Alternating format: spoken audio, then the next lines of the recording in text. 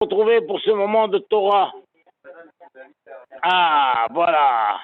Alors, je ne sais pas si l'année dernière, j'ai eu l'occasion de vous faire ce Dvar Torah, mais il est tellement important et moi, je me le fais sans exagérer tous les jours. Tous les jours, plusieurs fois par jour, je me répète ce message et donc je me dis, même si vous l'avez déjà entendu, il faut le répéter puisque c'est quelque chose d'essentiel dans l'évolution de chacun de nous. Donc ça commence par la Briat Haolam. Alors c'est vrai que c'est un peu choquant parce que Shabbat, on va déjà lire la destruction du monde. On est à peine tout heureux du nouveau monde qui a été construit et malheureusement, ça y est, on parle déjà de le détruire. Alors restons encore dans l'euphorie de la construction. Donc vous l'avez constaté, chacun des jours, Hachem dit Vayar Elohim Kitov. Hachem a vu que c'est bien. Hachem a vu que c'est bien. Hachem a vu que c'est bien. Mais il y a un jour où ce n'est pas marqué Hachem a vu que c'est bien. C'est le deuxième jour. Donc le premier jour, Hachem a créé la lumière, Vayar Elohim Kitov. Le deuxième jour, Hachem a séparé les eaux du haut des eaux du bas. Il a créé le ciel. Et là-bas, ce n'est pas marqué Vayar Elohim Kitov, qu'Hachem a vu que c'était bon. Et Hachem, Rashi demande, mais et pourquoi n'est-il pas dit que Hachem a vu que c'était bon? Alors, il a le fameux Midrash que vous connaissez, n'est-ce pas?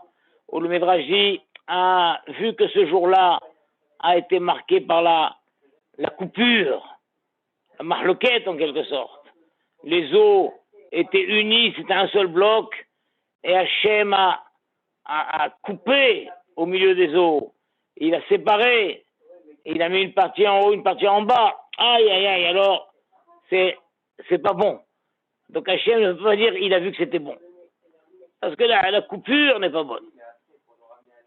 Alors tout le monde demande, ah bon, pourtant le quatrième jour, c'est marqué qu'Hachem aussi a séparé entre la lumière et l'obscurité. Et le jour, il y avait la lumière avec le soleil, et la nuit, c'est l'obscurité avec la lune. Et là-bas, c'est marqué Vayar Elohim Kitov. Hachem a vu que c'était bon. Voilà, là-bas aussi, c'est une coupure. Alors on répond, on dit non. Quand ce sont deux éléments différents, deux éléments qui s'opposent, alors il est bon de les séparer. Mais quand c'est le même élément, séparé dans le même élément, aïe, ça fait de la peine. Pareil, quand on fait une séparation entre les tzadikim et les rechaïm, c'est bon. C'est bon. Le tzadik il est là, le rachel est là, ça c'est bon. Mais quand, dans les tzadikim, il y a une séparation, ça c'est pas bon. Donc, quand il y a une bagarre, des bagarres dans le monde religieux, et les religieux entre eux se bagarrent, ça c'est pas bon. Ça c'est pas bon. Quand, des fois dans les chivotes il y a des bagarres, dans les communautés il y a des bagarres, quand des gens de même tendance se bagarrent, ça c'est pas bon. Mais quand c'est des tendances différentes qui se bagarrent, au contraire, séparez-vous et que l'on mette fin à cette tension. On ne va pas vivre dans une tension permanente. Séparez-vous, vous n'êtes pas de même nature. Vous n'avez pas les mêmes conceptions de la vie. Allez, séparez-vous, c'est fini. Et quand la séparation est faite, c'est une bonne chose. Ça, c'est le Midrash. Mais Rashi ne nous dit pas ça. Rashi donne un incroyable, un secret.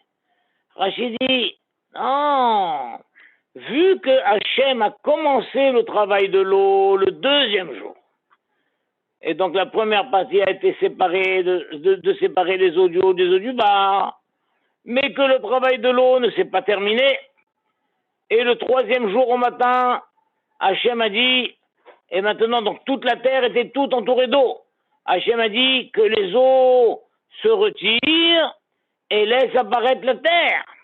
Et effectivement, les eaux se sont retirées, et comme ça, les mers se sont créées, et l'océan Atlantique, et l'océan Pacifique, et l'océan Indien, et l'océan Arctique, et la Méditerranée, et la mer Rouge, et tout, et la Manche, et toutes les mers ont été créées, et la Terre est apparue. Et là, enfin, le travail de l'eau a été terminé. Et là, c'est marqué Vayar Elokim Kitov. Hachem a vu que c'était bien. Ça, c'était mardi matin. Mardi après-midi, Hachem a dit, eh bien, maintenant, la terre qui est apparue, qu'elle se remplisse de végétation et de verdure. Waouh! Et le mardi après-midi, toute la végétation est sortie, la verdure est sortie, et la terre est devenue verte. Et voilà. Et là aussi, c'est marqué Vayar Elokim Kitov. Et donc, Rashi nous dit un grand principe. Vedavar, un grand principe qui tient dans 6 mots. Et ces 6 mots, il faut les apprendre par cœur. Vedavar, un mot. Sheno, 2 mots. Nigmar, terminé, 3 mots. Davar, Sheno, Nigmar, une chose qui n'est pas terminée. Eno n'est pas. Bemiluo, pleine. Vetuvo est bien, est bonne. En français, toute chose qui n'est pas achevée n'est pas bonne, n'est pas complète, n'est pas bonne. Donc, puisque Hachem a commencé le travail de l'eau le 2e jour, mais il n'a pas terminé, il y a encore à faire le 3e jour, alors Hachem ne peut pas dire il a vu que c'était bon. Non, tu ne peux pas dire que c'est bon. Et effectivement, on voit que toute la Torah est un appel à terminer la chose. Tel qu'on dit, Amatril ba mitzvah, obrimlo gmor. Celui qui commence une mitzvah, on lui dit termine-la. De même aussi, on dit, s'il y a plusieurs personnes qui ont fait une mitzvah, en a mitzvah krouya, et la Hashem gomra. La mitzvah ne prendra le nom que de celui qui l'a terminé. Pareil dans Minyan. Un Minyan, c'est 10 personnes. 1 personne, 2 personnes, 9 personnes. Il n'a toujours pas composé. Quand le 10e rentre et qu'il complète le Minyan, oui, bravo. Le Minyan est à son nom. La Torah fait l'apologie de celui qui termine, celui qui va jusqu'au bout. Et la Torah considère comme quelque chose de médiocre, de méprisable même, quelqu'un qui ne va pas jusqu'au bout. Et tu ne peux pas lui dire c'est bon. Il est en plein milieu, c'est pas bon. Donc Hachem, il est en plein milieu de tomber les autres, il ne peut pas dire c'est bon. À la fin, on verra que c'est bon. Psychologiquement, c'est très important ça. Si par exemple on voit un enfant qui est en train de faire un dessin, tiens, la maman voit son enfant en train de faire un dessin, elle veut l'encourager. Elle arrive, elle lui dit waouh, qu'est-ce qu'il est beau ton dessin. Elle revient une demi-heure plus tard, elle voit le dessin posé de côté et le gosse en train de jouer avec ses petites autos. Elle lui dit mais pourquoi tu n'as pas terminé le dessin? Il dit tu m'as dit qu'il était beau. Non, moi j'ai dit ça pour t'encourager à le terminer. Ah oui, mais tu m'as dit que c'était beau. Tu peux pas dire que c'est beau. Donc comment faire? Tu veux l'encourager. Imaginons, une maman veut encourager son enfant à bien terminer. Elle doit lui dire, waouh, ça promet d'être beau. Waouh, quand tu l'auras terminé, qu'est-ce qui sera beau? Mais ne dis pas sur une chose, en plein milieu, que c'est beau. C'est très bien. Toi, tu as dit c'est beau, c'est très bien, c'est fini. Tu as terminé. Tu as presque enlevé l'énergie de continuer. On ne peut pas dire qu'une chose est bien, qu'une chose est belle, si elle n'est pas terminée. Et Béhémet, quand on termine quelque chose, ça procure une simha extraordinaire. La plupart des gens sont des renfrogniers, ranchonneurs, n'éprouvent pas une simra. Donc quand quelqu'un vient et me dit « Écoutez Rav, j'ai du mal à avoir de la simra dans ma vie. » Ah bon? Eh bien, si en discutons. Qu'est-ce que vous faites dans la vie? Qu'est-ce que vous faites? Ceci, là. Et au bout de quelques minutes, je me rends compte que cet homme-là n'a jamais terminé quoi que ce soit. Tout ce qu'il a entamé dans sa vie, il a toujours arrêté au milieu. Évidemment, vous n'êtes jamais allé au bout de quoi que ce soit. quoi que ce soit. N'importe quoi. Vous décidez de ramasser les livres dans la synagogue, vous laissez toujours la dernière rangée, vous dites, ah, ça va, je suis fatigué, hein. Vous décidez de ranger votre chambre, eh ben, vous laissez un pan de qui n'est pas rangé, une armoire qui n'est pas faite. Vous décidez, quoi que vous ayez décidé dans la vie, vous n'êtes jamais allé jusqu'au bout de quoi que ce soit. Vous commencez une lettre, vous ne la terminez jamais. Vous faites la vaisselle, vous laissez les couverts de côté. Attendez, de ce que j'entends dans le récit de votre vie, racontez-moi une chose que vous avez menée jusqu'au bout. Vous voulez cirer vos chaussures, vous en faites une et la deuxième vous la laissez. Il y a des gens qui ne vont jamais jusqu'au bout de quoi que ce soit. Rien. Eh bien, comment tu veux prouver la simra? La simra vient du fait qu'on a terminé. N'importe quoi. Les choses les plus banales. Va jusqu'au bout. Termine. Termine-le. Et qu'est-ce qui se passe? C'est que l'homme, en vrai, tout au long de sa vie, se construit. Il se construit. À divers niveaux, il se construit. Il se construit au niveau de sa parole. Il apprend. Alors, quand il est petit, il parle n'importe comment, n'importe quoi. Des fois, il est agressif. Des fois, il est coléreux. Des fois, il parle mal. Petit à petit, il apprend à affiner sa parole. Et il devient quelqu'un de délicat. Pareil, au niveau de la pensée, des fois un homme a des pensées meurtrières, des pensées cruelles, des pensées ça. Non, petit à petit, il commence à adoucir ses pensées. Mais l'essentiel, c'est au niveau de l'acte, au niveau des actions. Un homme fait des centaines, des milliers d'actions par jour. Chaque action qu'il fait le construit. Mais à une condition, que l'action ait été terminée. Sinon, tu vois des fois des gens de 60 ans, 70 ans, tu dis, mais c'est incroyable. C'est incroyable. On dirait un bébé. Il est déstructuré complètement. J'ai jamais vu quelqu'un de 70 ans déstructuré à ce point. Déstructuré comme quelqu'un, un invertébré. C'est quoi ça? Parce qu'effectivement, toute sa vie, il a été gâté, il a fait faire le travail par les autres, il n'a jamais rien fait par lui-même, il n'a jamais rien conclu par lui-même. Il n'a rien fait. Et c'est pour ça que la plupart du temps, il est triste, il est renfrogné, il accuse tout le monde, il accuse les autres, il se prend jamais en main, il ne prend aucune responsabilité. C'est la faute des autres. Mais quelqu'un qui termine systématiquement tout ce qu'il fait, quoi que ce soit, il termine. Il termine pas aujourd'hui, il terminera demain. On voit bien qu'Hachem, il a commencé le deuxième jour, il a terminé le troisième jour. Et bien, quelqu'un qui termine, il éprouve une joie extraordinaire. La joie d'avoir terminé. Et cette joie le construit. Construit sa personnalité, l'élève. Il devient quelqu'un d'harmonieux, quelqu'un de responsable, quelqu'un de dynamique, quelqu'un qui veut aller encore faire des choses, et encore une autre chose, et encore une autre chose. Mitzvah gorer et mitzvah. Un des exemples les plus frappants, c'est ce que nous avons vu, Caïn. Quand on réfléchit, c'est incroyable. Caïn était un grand homme. C'est le premier homme au monde qui a décidé d'offrir un korban à Hachem. Il s'est dit, mais attends, mais Hachem a créé le monde. Hachem nous a créés. Nous lui devons la vie. Mais moi, je veux faire quelque chose pour Hachem. Il s'est cassé la tête. Après, il s'est dit, je vais offrir un korban à Hachem. Et vu que Caïn était un agriculteur, eh bien, il avait tout. Il avait des vignes entières avec des raisins, des grappes de raisins merveilleuses. Il avait des arbres avec des grenades, des dattes, des olives, des figues, des merveilleux. Au lieu d'aller chercher dans ses champs et de couper la plus belle grappe de raisin qui soit, d'offrir les plus belles grenades qui soient, non, qu'est-ce qu'il a fait?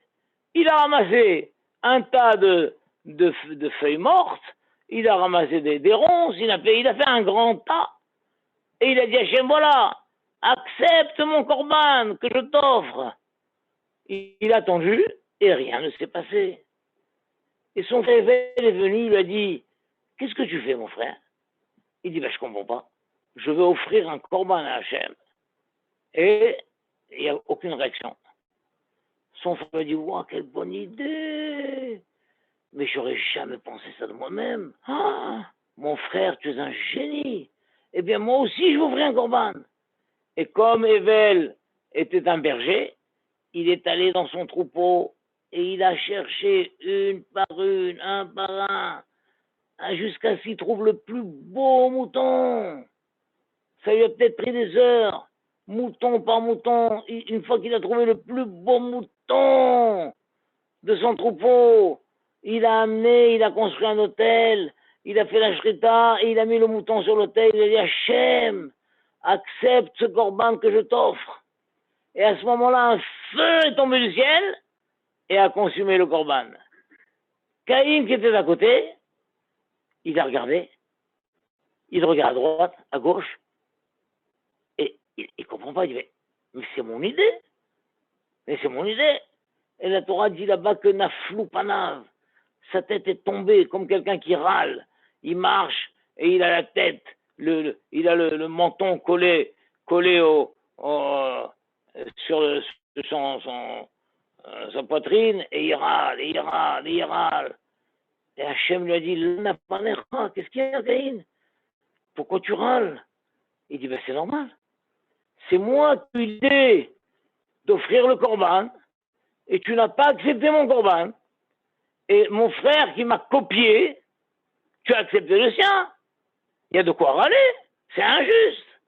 Hachem lui a dit, Caïn, tu es un grand homme. Tu as eu une idée formidable. Mais tu as gâché ton idée, tu n'es pas allé jusqu'au bout. Une fois que tu as eu cette idée formidable, au lieu d'aller dans les champs et marcher dans toutes les rangées jusqu'à ce que tu trouves la plus belle grappe de raisin, tu as ramassé ce que tu avais sous la main. Les ronces, les feuilles. Hachem a dit à Caïn, je te promets, Caïn, la prochaine fois que tu feras un corban et que tu iras jusqu'au bout, tu m'offriras quelque chose de beau comme ton frère, j'accepterai ton corban. Eh bien, rien. Caïn n'a rien voulu entendre. Pour lui, le fautif, c'était son frère. Il dit, c'est ta faute, c'est ta faute, c'est ta faute. Mais pourquoi c'est ma faute? Qu'est-ce que j'ai fait? Au contraire, je reconnais que je t'ai pris ton idée, c'est vrai. Mais c'est pas à cause de moi qu'Hachem n'a pas accepté ton combat. Si, c'est à cause de toi! C'est à cause de toi! Mais pas du tout. Mais pas du tout. C'est parce que tu n'as pas fait ton corban correctement comme il fallait. Non, c'est ta faute, c'est la faute. Et il n'avait plus qu'une seule idée, c'est de tuer son frère. Et bien, effectivement, et c'est comme ça. Quand quelqu'un fait quelque chose et qu'il ne va pas jusqu'au bout, alors il n'est pas content, il n'est pas satisfait, il n'a pas le goût du succès, il n'a pas le goût d'avoir terminé. Et cette déception, il accuse les autres. C'est à cause de toi, c'est à cause de toi que je ne suis pas bien, c'est à cause de toi que je fais une dépression, tu es fautif, tu es le malheur de ma vie. Mais quel rapport? C'est toi.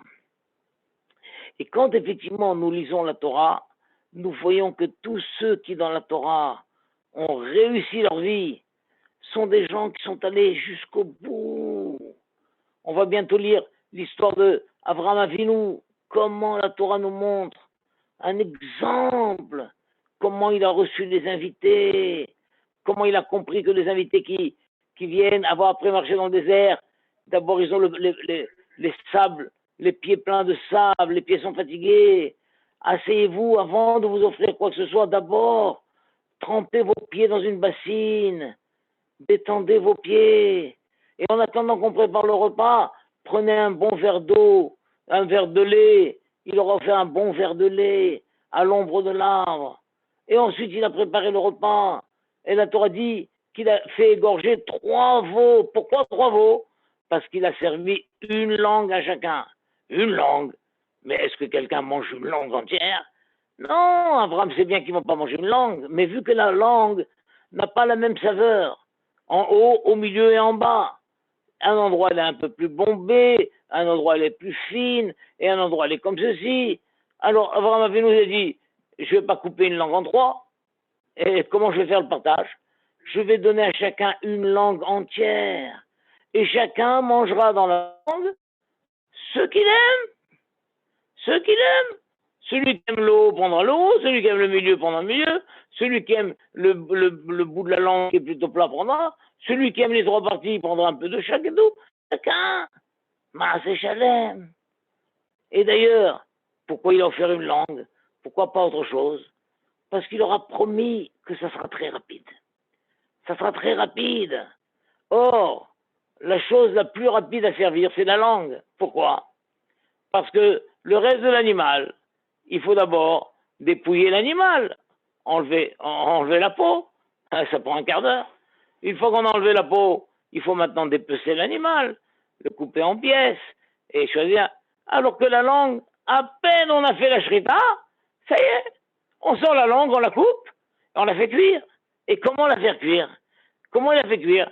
Si il va la faire bouillir, alors il faut d'abord la cachériser. Il faut d'abord, allez, 1 heure dans le sel, dans l'eau, ensuite dans le sel.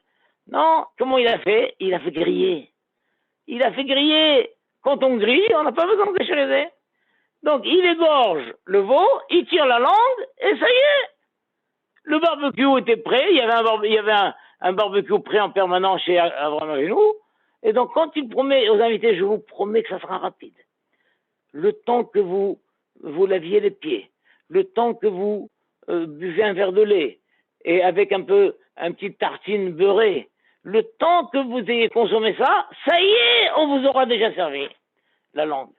Et effectivement, en peine ensuite est terminé, hop, ils avaient déjà devant eux une assiette avec une langue grillée, toute chaude, et avec encore un petit verre de moutarde à côté, parce qu'il paraît que la langue, c'est bon avec la moutarde. Incroyable!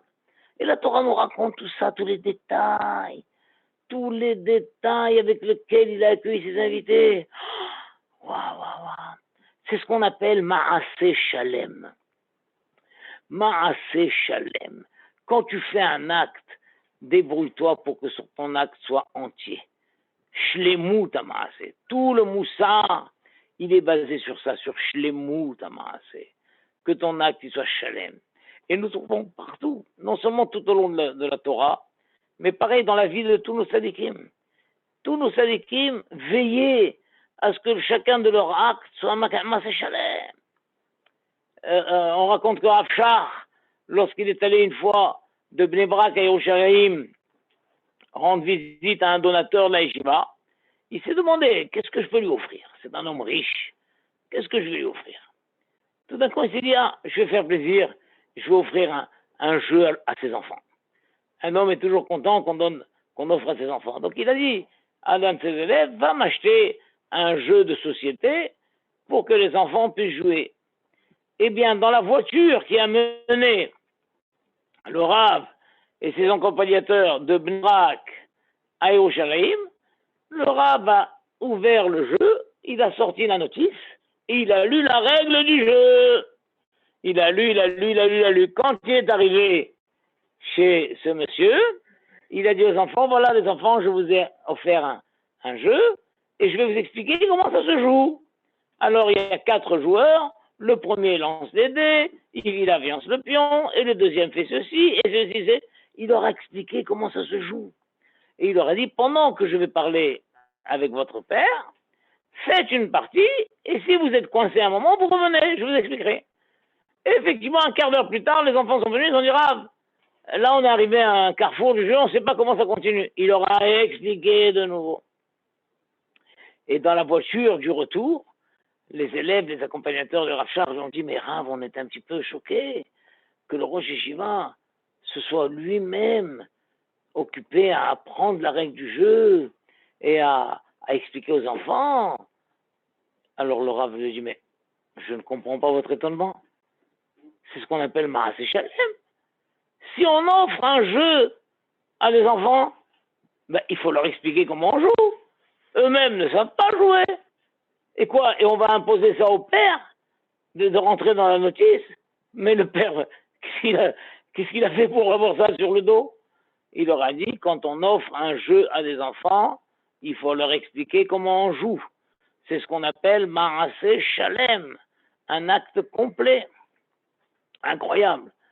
Et moi, je me suis toujours inspiré de cette histoire, Et donc, quand j'ai offert une fois à mes petits-enfants un jeu, alors j'ai demandé au vendeur, il faut des piles pour ce jeu?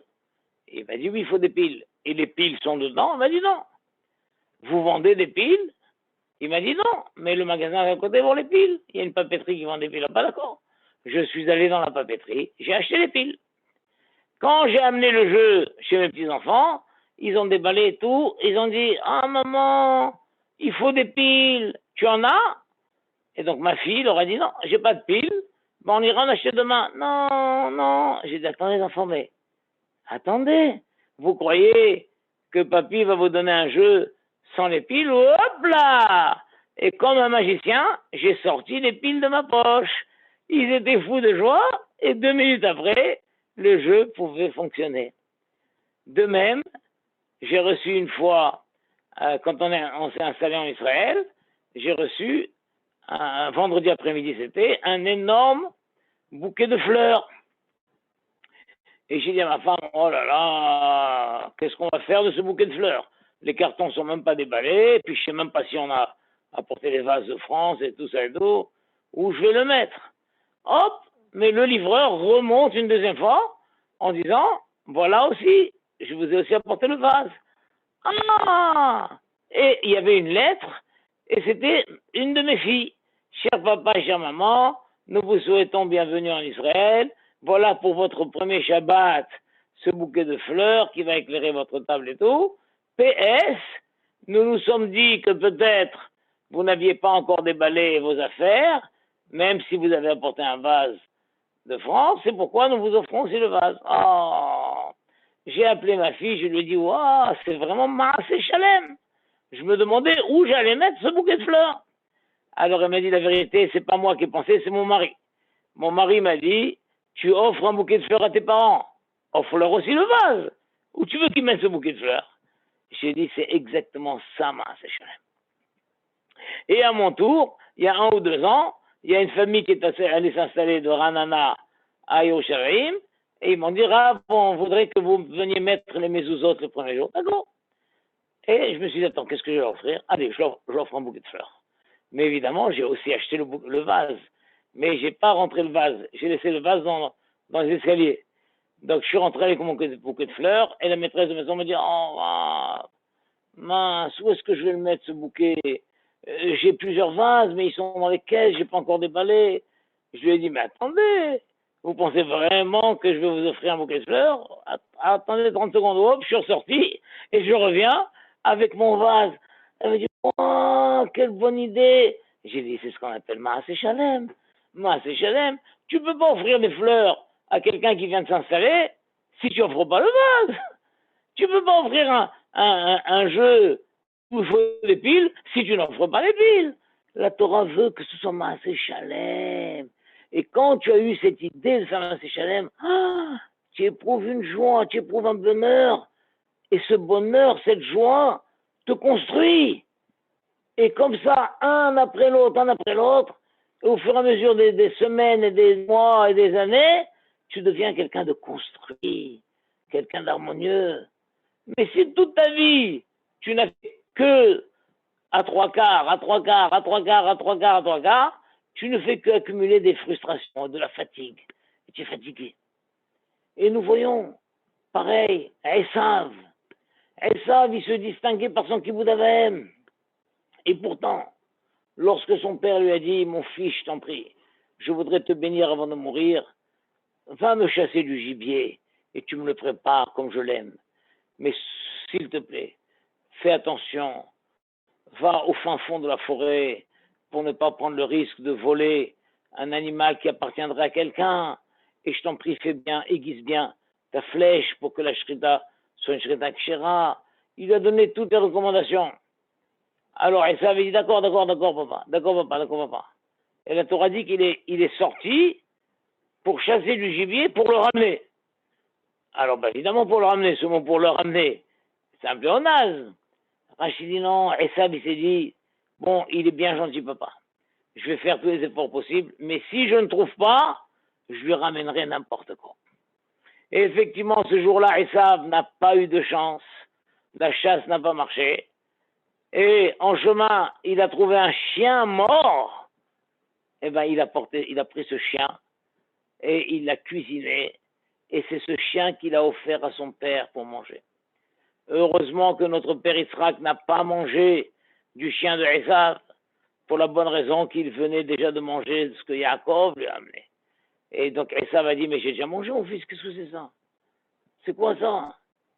Et là on a compris que c'est Yaakov. Mais sinon, Esav était prêt à donner du chien à manger à son père. Comment? Toi, Esav, qui est le champion du Kibbutz d'Abraham. Donc quand ça t'arrange, tu t'abandonnes au milieu et tu fais n'importe quoi. Voilà. C'est pour ça, ça sert à ça.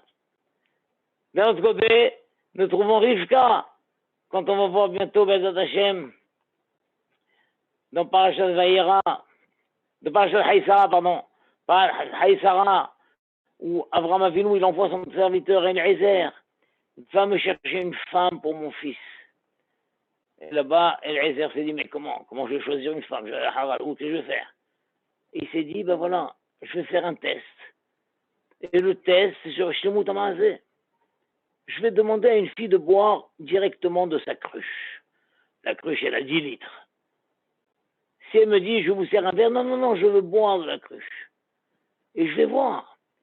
Si une fois qu'elle m'a donné à boire de la cruche, elle renverse le reste, alors elle est bête.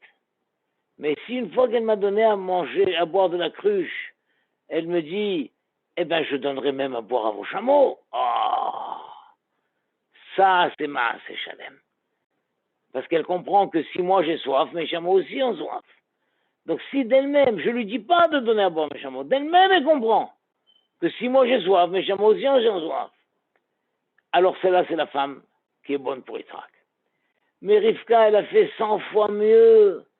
Parce qu'il n'y avait pas un chameau, il y avait 10 chameaux. Et un chameau, il boit 100 litres.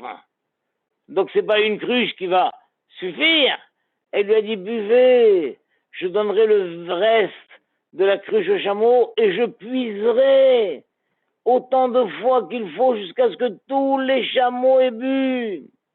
Donc elle a puisé 1000 litres. Donc 100 fois, elle a plongé la cruche et le renverse dans le bouilloire. Encore.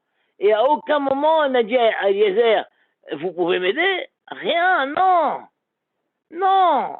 C'est son Marcel. Elle a accepté de donner à boire à cet homme-là, elle ira jusqu'au bout. Elle donnera à boire non seulement à lui, mais à ses 10 chameaux. Et là-bas, la Torah dit que Eliezer, il était époustouflé. Il dit, j'ai cherché une fille qui aurait cette mida de Maaseh Shalem, mais à ce point, je m'y attendais pas. Et une fois qu'elle a terminé de donner à boire, il n'a pas demandé comment tu t'appelles. Tout de suite, il a ouvert son sac et il l'a rempli de bijoux. Et il a mis les bracelets, les boucles d'oreilles et les colliers. Il a donné des bijoux. Une fois qu'il a donné les bijoux, il a dit comment tu t'appelles? Elle a dit je m'appelle Rivka. Ah, merci Hachem. Tu m'as dirigé directement dans la maison de mon maître. Mais quand il a raconté l'histoire après à la famille, il a dit, une fois qu'elle a terminé, je lui ai demandé comment elle s'appelle. Elle m'a dit qu'elle s'appelle Rivka. Alors là, je lui ai donné les bijoux. Mais c'est pas vrai. Il a d'abord donné les bijoux avant de savoir son nom. Parce qu'il s'est dit, si je leur raconte que je donnais les bijoux simplement parce que le fait qu'elle ait fait Maaseh Shalem m'a suffi, ils vont me prendre pour un fou. Ils vont me dire, attends, tu dis la richesse de ton maître. Tu peux pas donner des bijoux à une fille sans connaître son nom. Donc c'est pourquoi il a changé la réalité. Il a dit, j'ai demandé le nom, ensuite j'ai donné les bijoux. Mais en vrai, il a donné les bijoux avant de savoir son nom. Pourquoi? Parce que quand tu tombes sur quelqu'un qui a cette qualité de faire chalem, d'aller jusqu'au bout, de terminer ce qu'il a entamé, tu peux miser sur lui. Tu peux lui promettre toutes les promotions. Tu peux la donner en mariage à Yitzhak Avinu. Parce que c'est une qualité grandiose. Shlemut Hama'aseh. Et comme ça, si nous lisons la Torah, pareil, dans le Tanar, tout ça, on voit comment David Ameller, quand il donnait il faisait rentrer les animaux dans un champ pour manger, il mettait une barrière, il faisait d'abord rentrer les jeunes animaux. Comme ça, les jeunes animaux vont manger l'herbe tendre, l'herbe fraîche qui vient de pousser. Après, il fait rentrer les vieux, et les vieux peuvent manger l'herbe qui est moitié-moitié, moitié tendre, moitié dure. Et après, il faisait rentrer les jeunes, et les jeunes, ils mangent l'herbe qui est déjà dure, qui a poussé depuis quelques jours, parce qu'ils ont les dents nécessaires. Alors que s'il fait rentrer tous les animaux d'un coup, alors les jeunes qui sont vigoureux vont se régaler en mangeant l'herbe tendre, et les vieux et les enfants n'auront pas de quoi manger. Donc comme ça, il faisait rentrer son troupeau en trois rythmes différents. Ah, Hachem a dit quoi? Tu as une telle shlemut à Maasé.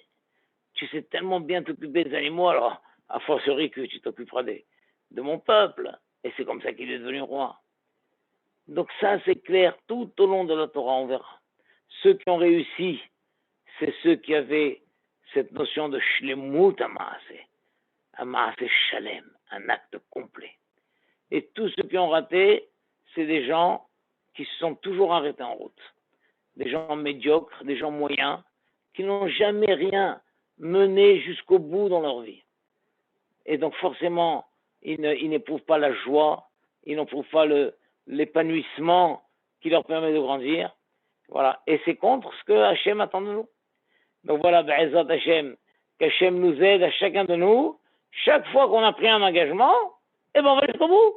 Si on dit, allez, qui c'est qui ramasse les chaises à la fin du cours? Moi! Eh ben ramasse toutes les chaises. Tu peux pas laisser après 10 chaises, dire, ah, je suis fatigué, hein. Non, tu t'es engagé à ramasser les chaises, tu ramasses les chaises. Qui c'est qui va ramasser les livres après la prière? Moi? Eh ben tu ramasses tous les livres. Tu peux pas laisser la dernière rangée en disant, ben, je suis fatigué, hein. Ben non, tu t'es engagé, tu t'es engagé. Et tu verras que quand tu iras jusqu'au bout, la fatigue va s'évanouir. Tu seras plus fatigué. Tu regarderas avec un regard comme ça, tu diras, oh, ah ben c'est bon, content de travailler jusqu'au bout. Tiens, c'est marrant, j'étais fatigué, je suis plus fatigué d'un coup. Voilà, Be'ezrat Hashem, Shlemut Amaaseh, c'est le secret du bonheur, le secret de la réussite. C'est ce que je vous souhaite, je souhaite à tout le clan Israël. Amen, Ken Razon. Merci. À bientôt, mes amis. Amen. À Au bientôt. revoir. À bientôt. Au revoir. Elle est où, au revoir? À la coupe de Alors, à la prochaine, mes chers amis. Kol Tov, Rav, que des bonnes choses. Kol Tov, que des bonnes choses.